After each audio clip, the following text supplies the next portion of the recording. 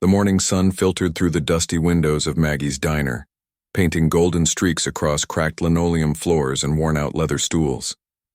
The smell of coffee and fried bacon lingered in the air, familiar and comforting, the kind of scent that told regulars they were home. Behind the counter, Lily moved with quiet grace, balancing plates in her small hands, her apron marked with faint stains of hard work. She wasn't one to complain. At only 21, life had already demanded more strength from her than most people ever needed to muster. Every day began before dawn and ended long after the last customer left. The tips barely covered rent, but she smiled anyway. The kind of smile that hid exhaustion, the kind that people mistook for resilience. Her co-workers knew little about her past. They saw only a quiet girl who worked too hard and spoke too softly. But behind that silence was a story no one dared to ask about. A story of loss, separation, and a brother she hadn't seen in years. Her brother Mason had left when she was 15. He'd been her protector, her best friend, until the day he rode away on a motorcycle that thundered like a promise never kept.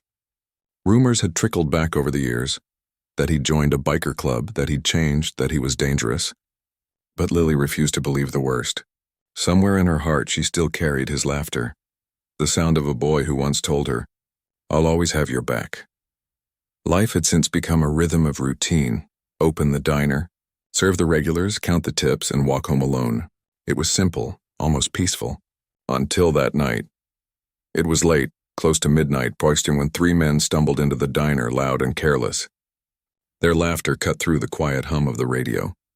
The few customers remaining avoided eye contact, lowering their heads over cold coffee.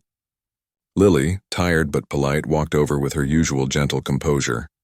She'd seen their kind before, the type who enjoyed testing how much they could take before someone said enough. They ordered sloppily, spilling their words like their drinks. She tried to keep the peace, to keep her hands steady. But their comments grew bolder, their eyes colder. What began as teasing twisted into something cruel. One of them leaned across the counter, brushing against her arm. Too close, too familiar. Lily stepped back, her heart thudding in her chest, her voice trembling as she asked them to stop. The other customers turned away. The cook in the kitchen didn't notice. And for a moment Lily felt the familiar weight of helplessness, the kind that came when no one else would stand up for you. Then came the moment that broke her. One of them reached out, grabbing her shirt, ripping the fabric in a single careless motion. The sound of tearing cloth echoed like a scream. Time seemed to stop. Lily's breath caught in her throat. Shame burned through her, more painful than fear. She ran behind the counter, clutching her chest, trying to hold herself together. Not just the torn fabric, but the pieces of her dignity that scattered with it. The men laughed, satisfied with their cruelty. To them it was a joke, a story they'd tell later, maybe with another drink. But outside the diner, the distant roar of an engine grew louder, steady, deep, and unmistakable. The kind of sound that made the windows tremble. Lily didn't notice it at first. Her hands were shaking, her eyes blurry with tears. The headlights appeared in the parking lot. Two beams slicing through the darkness. A motorcycle came to a stop and a tall figure dismounted.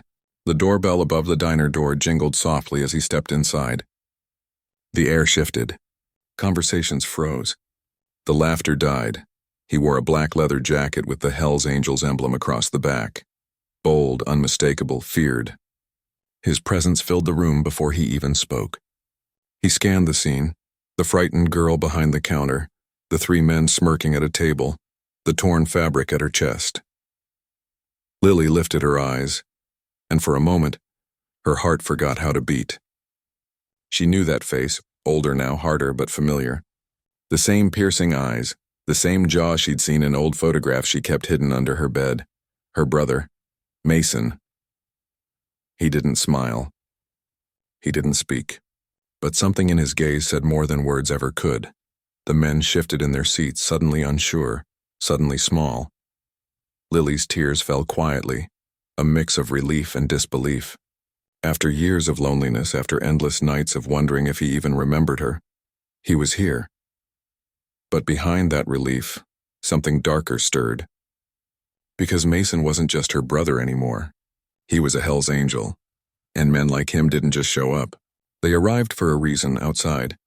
The rumble of more motorcycles began to echo in the distance, deep, synchronized, like thunder building on the horizon. And inside that small diner, the air grew heavy with the promise of reckoning.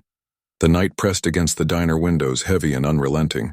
Rain began to fall, slow at first, then harder, each drop echoing like a heartbeat against the glass. Inside, the hum of the fluorescent light seemed to dim under the weight of tension. Mason stood at the doorway, motionless.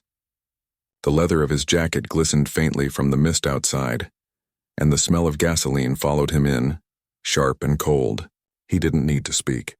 The men who had mocked Lily were already shrinking into themselves, their laughter gone, their bravado slipping like spilled beer off the table. The other customers watched silently, torn between fear and a strange, unspoken relief. Lily remained behind the counter, one hand gripping the edge for balance. Her eyes couldn't leave him. The boy who once shared her laughter was gone, replaced by a man forged in dust, roads, and rage. The patches on his jacket told stories of loyalty, of a brotherhood bound by something rougher than love and older than forgiveness. Mason moved slowly toward the men. His boots thudded against the floor with an even rhythm, each step measured, heavy, deliberate. The leader of the group, the one who had torn Lily's shirt, tried to look defiant, but his eyes betrayed him. He glanced at the exit, then back at Mason, realizing escape might already be too late. Outside, more headlights appeared, one by one cutting through the storm. The low growl of engines rolled in like thunderclouds gathering strength. Within moments, the small parking lot was filled with bikes, black chrome machines that seemed to hum with restrained fury. The Hell's Angels had arrived. Inside the diner, Mason's brothers stepped through the door, silent and sure. Their faces carried the same weathered calm of men who had seen too much of life's cruelty. None of them needed to ask what had happened. One look at Lily's trembling form was enough. Lily's heart raced as she realized what was about to unfold. These men were her brother's family now, fierce, loyal, unrelenting. They would not allow disrespect, not against one of their own, and certainly not against the sister of Mason Hale. The diner, once a sanctuary of ordinary life, had become a storm's eye. The smell of rain mixed with fear. Every second stretched longer than the one before. Mason stood inches from the men who had humiliated his sister. His expression didn't change, but something deep inside him, years of guilt, absence, and regret, began to shift. He had left Lily once, believing the world was safer without him in it. He had built walls of asphalt and anger, convinced himself that love made him weak. Yet now, seeing her broken and afraid, he understood that leaving her had been his greatest sin. The thugs looked between him and the bikers, realizing that arrogance had led them somewhere far darker than they ever intended to go. Mason didn't raise his voice. He didn't need to. His silence carried the weight of everything that needed to be said, a warning, a promise, and a reckoning all at once. Lily could barely breathe. Her body trembled not just from fear but from something else. A dawning realization that her brother's presence, as terrifying as it appeared, was also a kind of salvation. The years of loneliness, the nights of wondering if he cared, all those emotions tangled together, swelling until they broke through the dam of her composure. The rain outside intensified. Lightning flashed, illuminating the diner in stark white light. For a moment, Mason turned his gaze toward Lily, and in that brief second, time softened. Beneath the hardened lines of his face, she saw a flicker.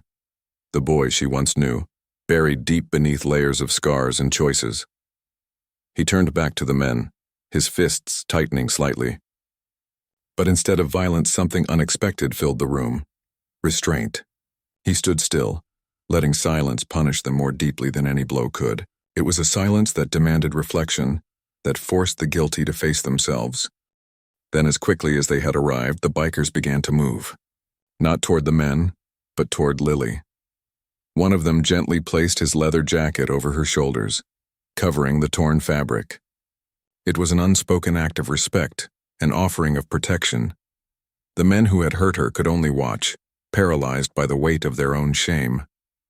Mason turned his back to them, a gesture more powerful than revenge.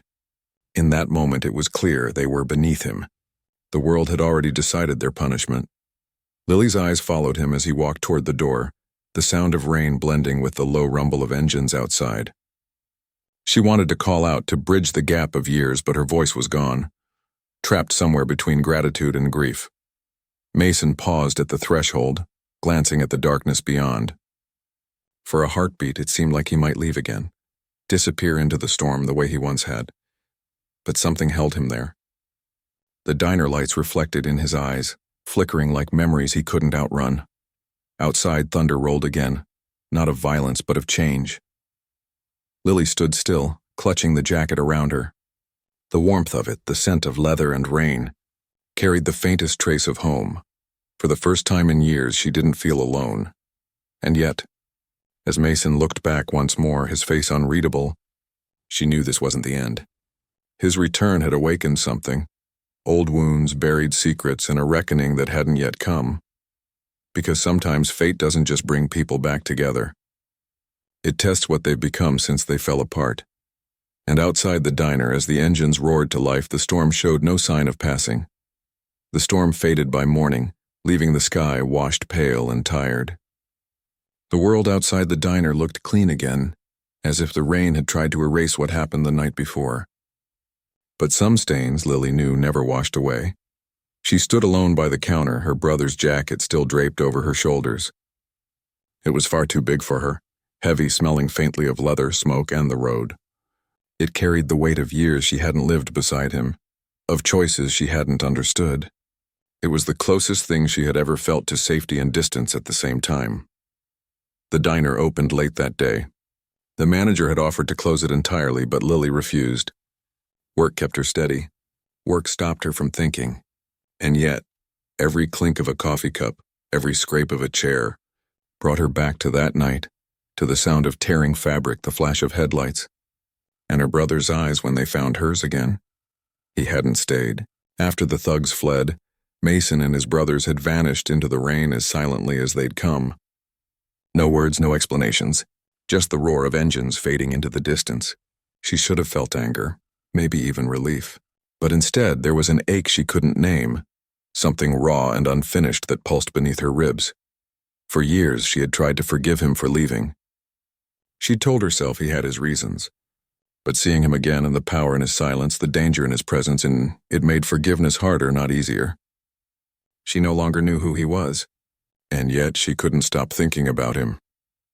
That night when the diner was empty again, Lily sat in the back booth, staring at the rain-streaked window. The street outside shimmered under neon light, reflections trembling like ghosts in puddles. She thought of the little house they'd grown up in, the one that smelled of old wood and their mother's cooking. Mason had been her protector then, always defending her from bullies, from loneliness, from the world itself. But after their parents died, he changed. He grew restless, angry at everything, until one night he rode away on a borrowed bike and never came back. Years of silence had turned him into myth. Some said he was part of something dark. Others said he'd found purpose in the brotherhood of bikers. But to Lily, he had simply disappeared, leaving her to face life's cruelty alone. Now, fate had brought him back, and not in peace but in fury. She lay awake for hours, listening to the wind outside her small apartment. Every time a motorcycle passed in the distance, her heart lifted, then sank. What did he become out there on those endless roads? Did he ever think of her? Or had she been erased from his world long ago? Days passed, but the air around town didn't forget what had happened. People whispered. The thugs who had attacked her never returned. Rumor said they left town entirely, terrified after finding tire marks across their driveway one morning, and a single angel's emblem carved into their mailbox. Lily didn't know if Mason had done it. She didn't ask. She didn't want to know. But late one evening, as the diner's neon sign flickered against the quiet street, she heard that familiar rumble again. A slow, steady sound that made her chest tighten with something between fear and hope. The door opened, and Mason stepped in. He looked older in the light, tired, haunted, carrying the kind of silence that only comes from too many roads and too many regrets. He sat at the counter where she used to serve him hot cocoa as a child. She stayed at a distance, her breath caught in her throat. He didn't look at her right away. He just stared at the empty mug in front of him, as if remembering something that had been lost. Then his eyes met hers, and for a long time neither moved. In that stillness, everything unsaid filled the space between them. All the years of separation, the guilt of abandonment, the pain of survival. She realized that for all his strength, he carried something heavier than any chain. Mason had become the kind of man who protected others because he couldn't protect himself. Every road he'd traveled, every fight he'd survived, had been a way to escape the one truth he couldn't face, that he'd left the only person who ever truly needed him. Lily saw it in his eyes, the same eyes that once promised to never let her face the world alone. But she also saw something else, a quiet plea for forgiveness, one he didn't know how to voice. He left a folded paper on the counter, a small, weathered photograph of them as children, standing in front of their old house, arms around each other. The edges were worn, but the image was whole. Then, without a word, he turned and walked out. Lily picked up the photo, her hands trembling. The diner felt emptier than before, yet her heart was strangely full, heavy with sorrow, yes, but also with something softer. Outside, Mason's engine roared to life. She rushed to the window, watching as he paused at the edge of the street. The rain had stopped, but the pavement still shimmered. He glanced back once, as if memorizing her face through the glass. Then he rode off, swallowed by the horizon. Lily stood there long after he was gone. The photograph lay against her chest, pressed close like a heartbeat. The next morning, when she returned to the diner, she found something on the counter, a patch from a biker jacket left behind. It bore the Angel's insignia, but beneath it, stitched in small, careful letters, were two words: for Lily. She traced the embroidery with her fingers, tears falling freely now. She didn't know if he'd ever come back again. But she knew this, when wherever he went, whatever he became, a part of him still belonged to her. And in that realization, something inside her began to heal. Still, deep in her heart, she sensed that the story wasn't over. Mason's world was not one of peace. It was a storm that always came back, and sometimes it carried those you love with it. As the sun rose over the diner's neon sign, Lily whispered a silent prayer to the wind, not for safety, but for strength, because sometimes love isn't about keeping someone close. It's about believing they'll find their way home, even through the darkest roads. The following weeks unfolded like a fragile dream. The diner went back to its quiet rhythm. Coffee poured, plates clattered, and strangers came and went with stories she'd never hear. But beneath that fragile normalcy, Lily's heart remained restless. Every corner of her world carried his shadow now. Her brother's return had changed everything, and yet he was gone again. At night, she still heard the sound of engines in her mind, a chorus of thunder that echoed through the emptiness he'd left behind. Sometimes she imagined him riding through lonely highways, under skies heavy with dust and regret.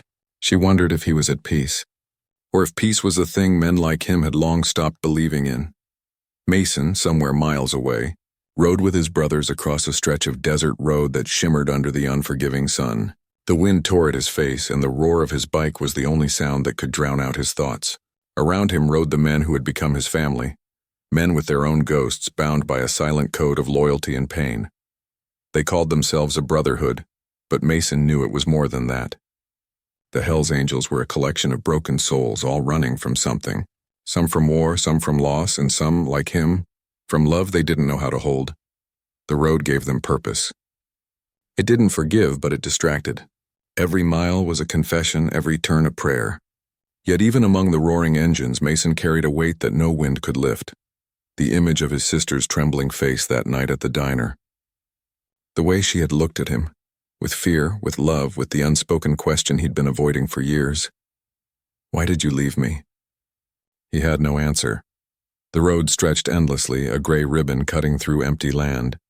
They stopped at small towns, at bars that smelled of smoke and loneliness, at motels where the wallpaper peeled like old memories.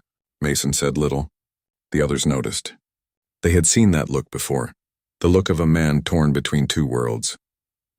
One evening, they camped by the edge of an abandoned highway. The sun sank behind the horizon, painting the sky in deep reds that bled into violet. The fire crackled softly. The men laughed and drank, their voices rising and falling with the night wind. Mason sat apart, staring at the flames. The firelight flickered across his hands and scarred, strong yet trembling slightly as he reached into his jacket and pulled out a photograph. The one he had left for Lily at the diner. He kept another copy for himself, folded neatly in the inner pocket. Her face smiled up at him from the past, innocent, unbroken, untouched by the world.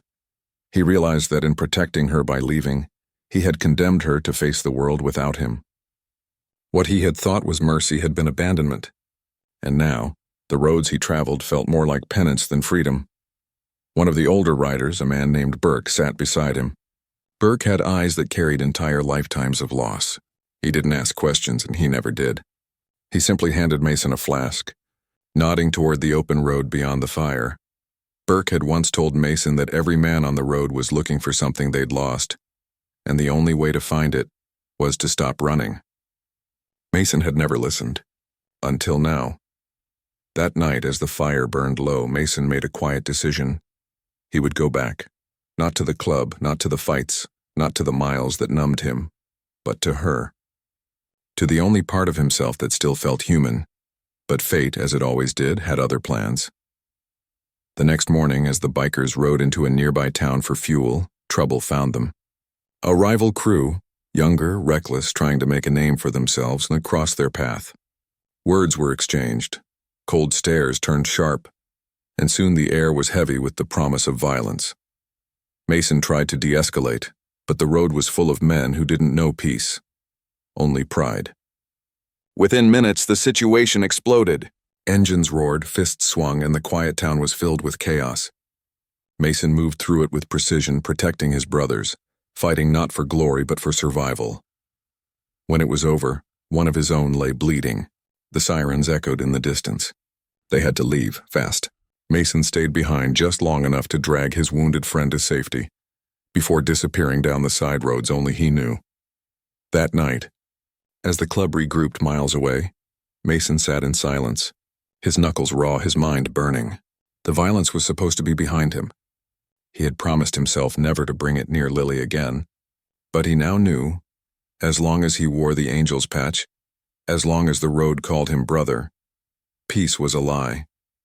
He thought of her working in that diner, her world small but safe, untouched by this kind of blood. And he realized that if he didn't walk away from this life soon, it would find her again, and this time it wouldn't stop at fear. He stared at the flames again, the patch with his name glinting faintly under the firelight. Around him, his brothers laughed and toasted survival, but Mason felt only emptiness, because survival wasn't enough anymore. For years he had lived by the code of the road, loyalty above all, strength before mercy. But now another truth was dawning. Love could be a kind of strength too. And maybe, just maybe, it was time to stop being a brother to the road and become a brother to her again. As the night deepened, Mason stood and walked away from the fire. The horizon stretched wide and dark, filled with possibilities and dangers alike. He didn't know where the road would lead, but for the first time in years he wasn't afraid of it. Because this time he wasn't running from something. He was riding toward something, or rather, someone. Back in the small town he once called home, Lily slept uneasily, her dreams filled with the echo of engines and a face she couldn't forget. She didn't know it yet, but the road that had taken her brother away was bringing him back again. Not as a shadow, not as a savior, but as a man ready to face everything he had once fled from. And sometimes, the longest road home isn't made of miles. It's made of forgiveness. The wind carried the scent of autumn that morning, cool, sharp, and alive. The horizon was painted in gold as Mason rode, his motorcycle humming steady beneath him. Each mile that passed seemed to peel away another layer of the man he used to be. The road stretched long and open ahead, but for once it didn't feel like escape. It felt like return. Days blurred together, highways, quiet towns, gas stations where no one knew his name. He didn't travel with his brothers this time.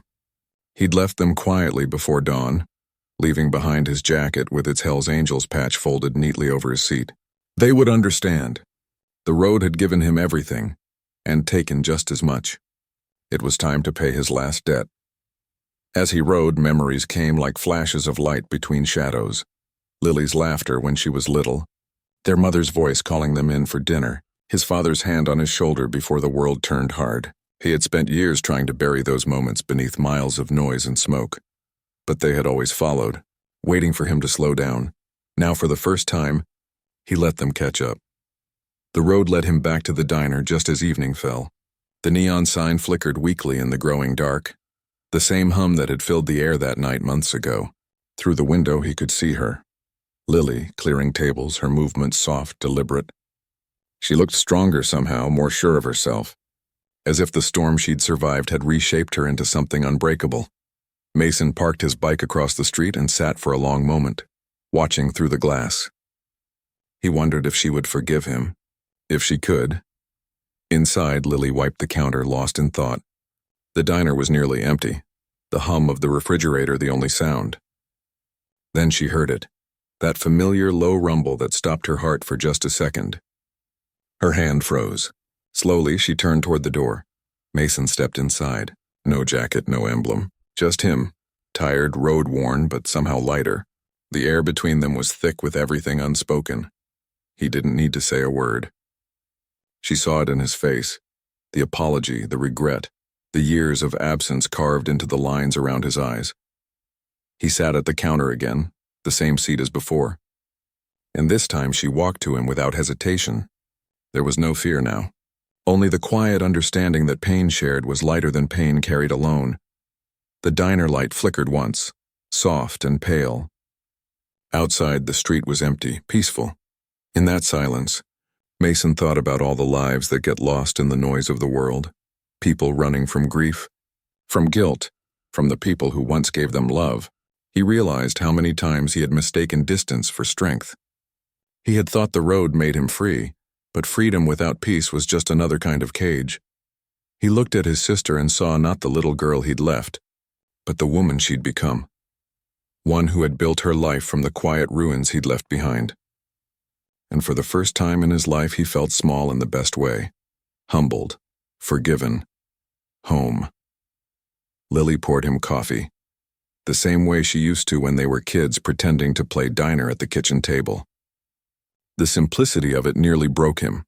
Outside, the night settled softly over the town. The rain from the previous days had left everything clean and quiet.